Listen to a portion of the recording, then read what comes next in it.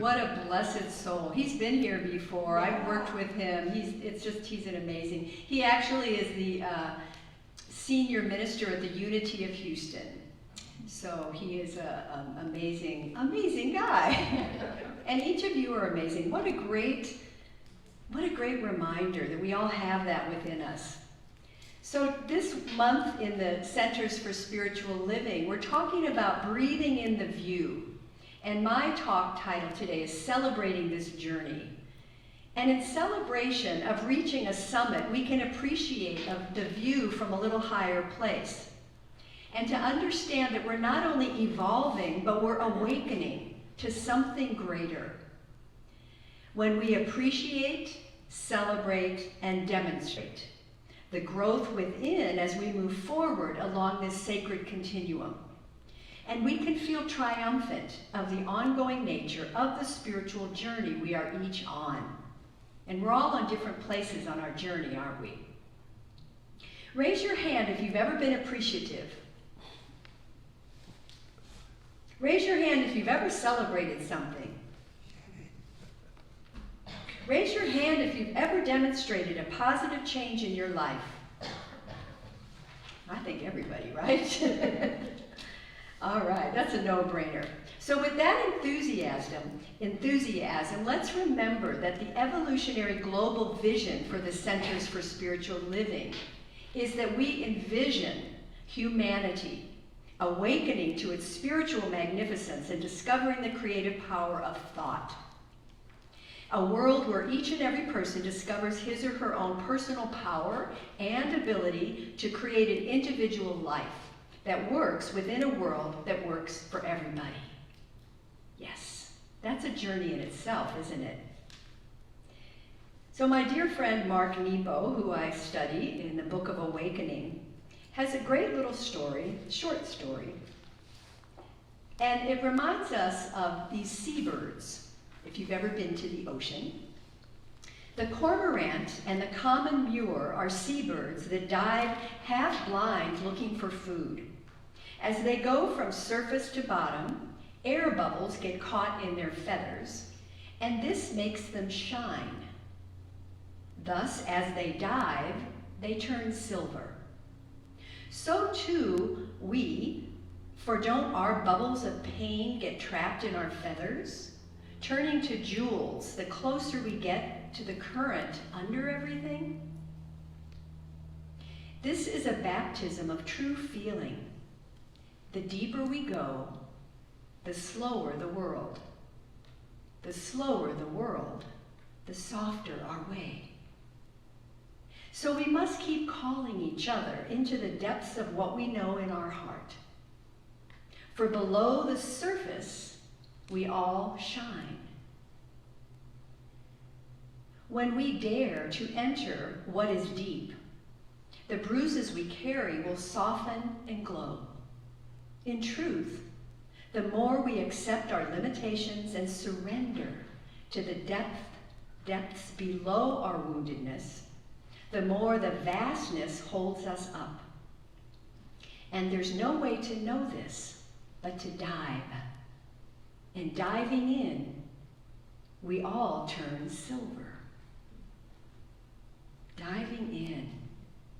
We know that with our spiritual practice, don't we? Of diving in, being still. What if, consider this, what if we are spiritual beings having a spiritual experience in a spiritual world which operates according to spiritual laws?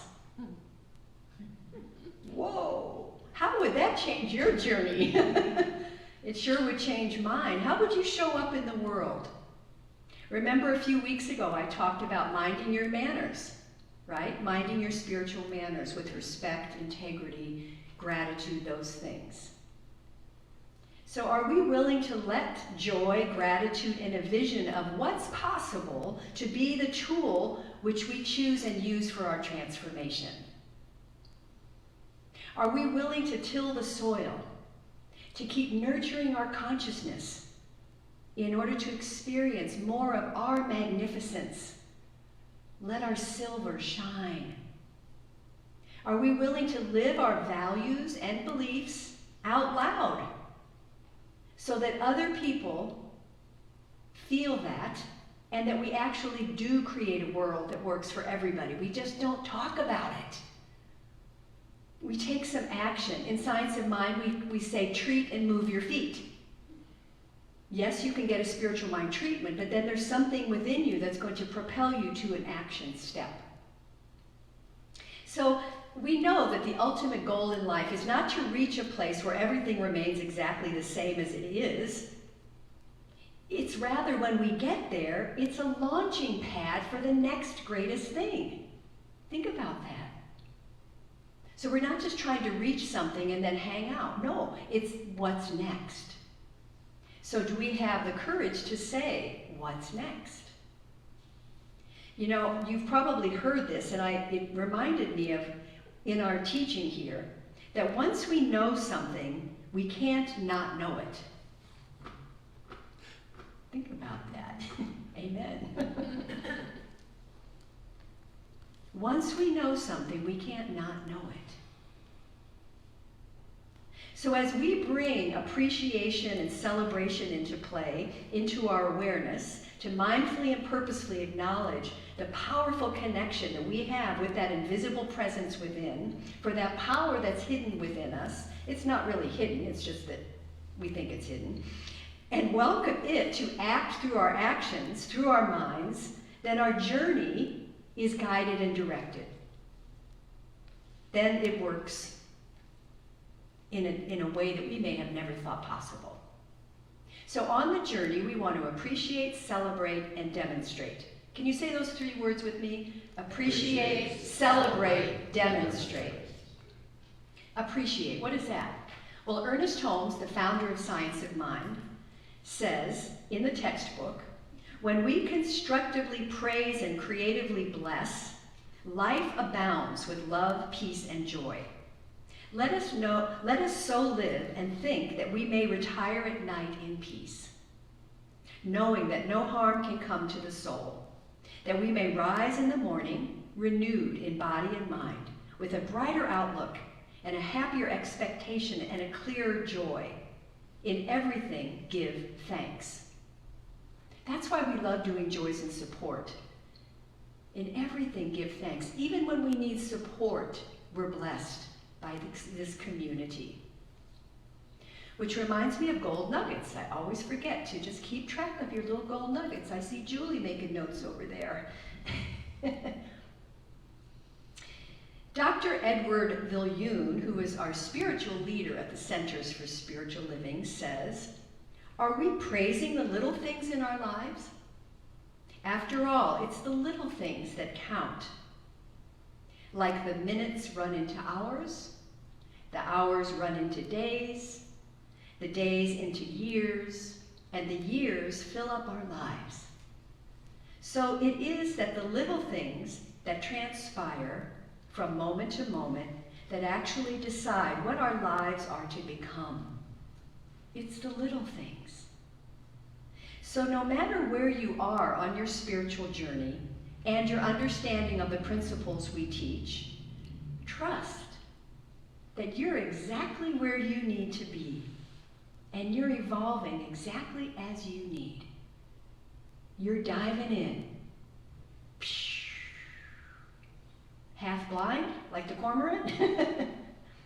And I bet for each of you that your journey has brought some growth, some expansion, and a new understanding to you. Yes? Yes. Yeah.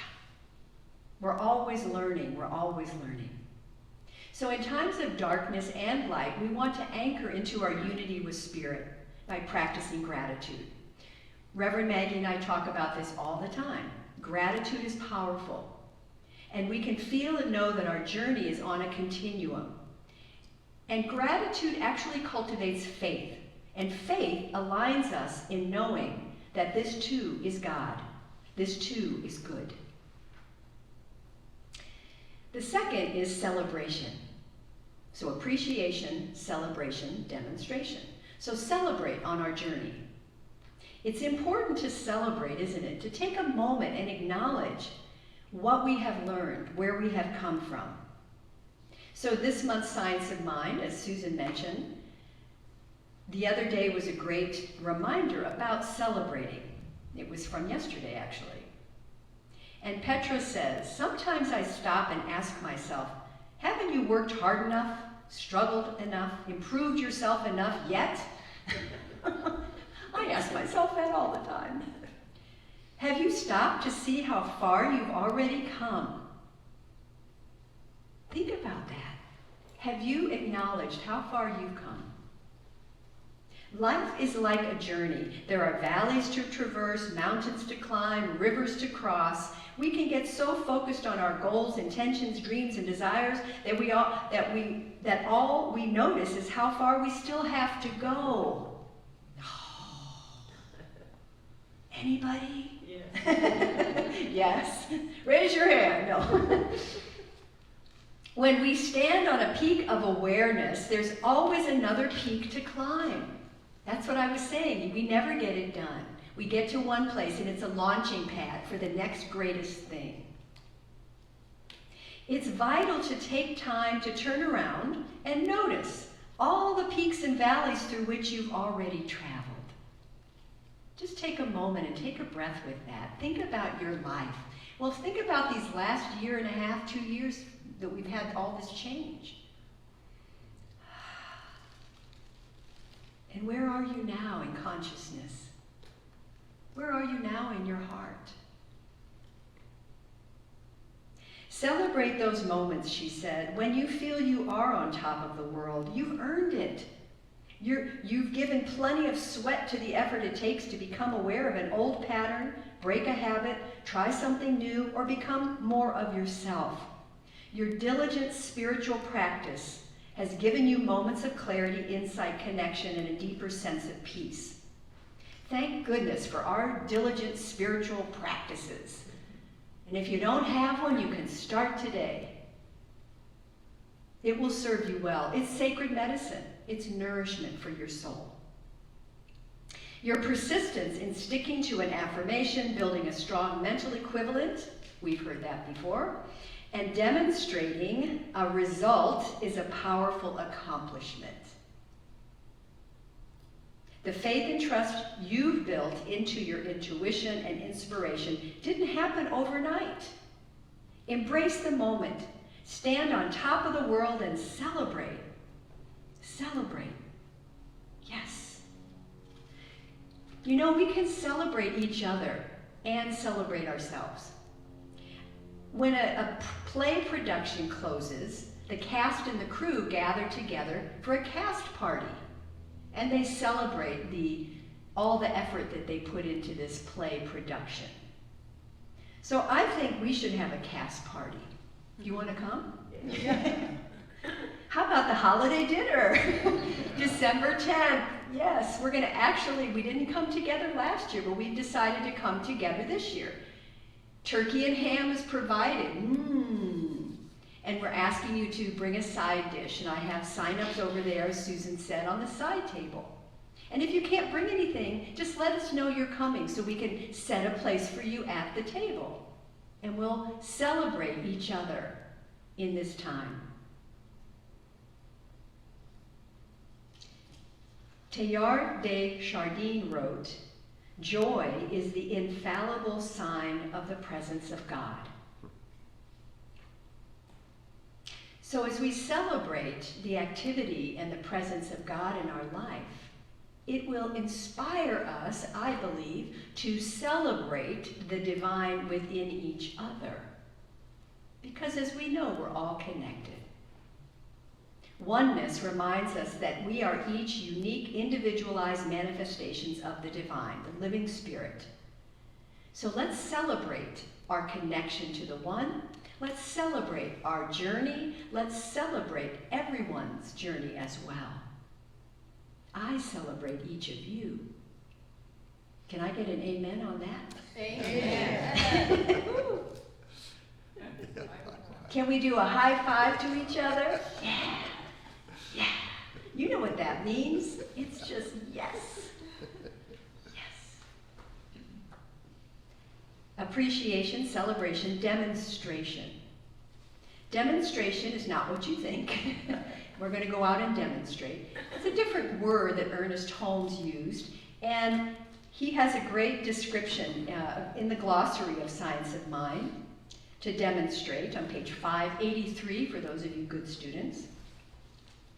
To demonstrate through the mental and spiritual activity of thought, directed toward a definite end, we bring about a greater good, a more abundant life, a better condition than existed before. This is called demonstration.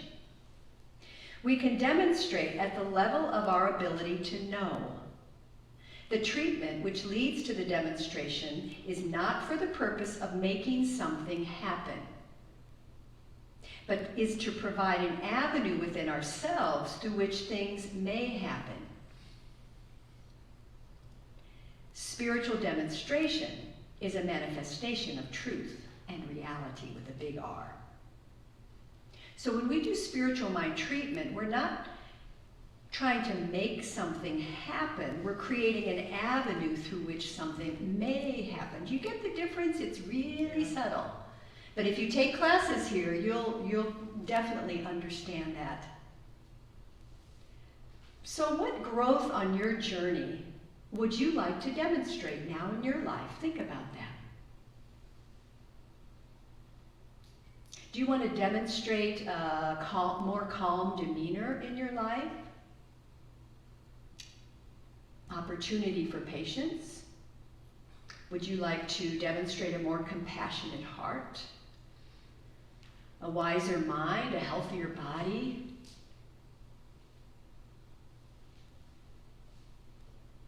What are you demonstrating in your life right now? So Ernest Holmes says, the world offers us the opportunity to cooperate with it on a spiritual basis or argue with it on a material basis. Let's argue. Not with what is, but with what is possible. So we keep in that cooperation with that divine, sacred center of ourself within. So just noticing, are you in alignment with your spiritual values? And when we're not, we bring ourselves back. We come back to center.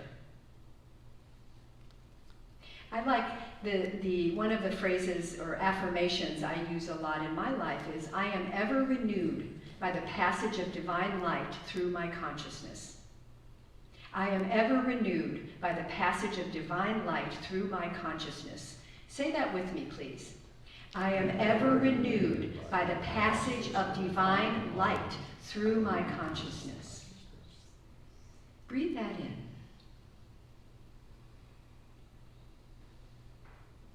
It brings clarity to our actions, our next step in the journey, I believe. And how glorious are all the aspects of our life's journey.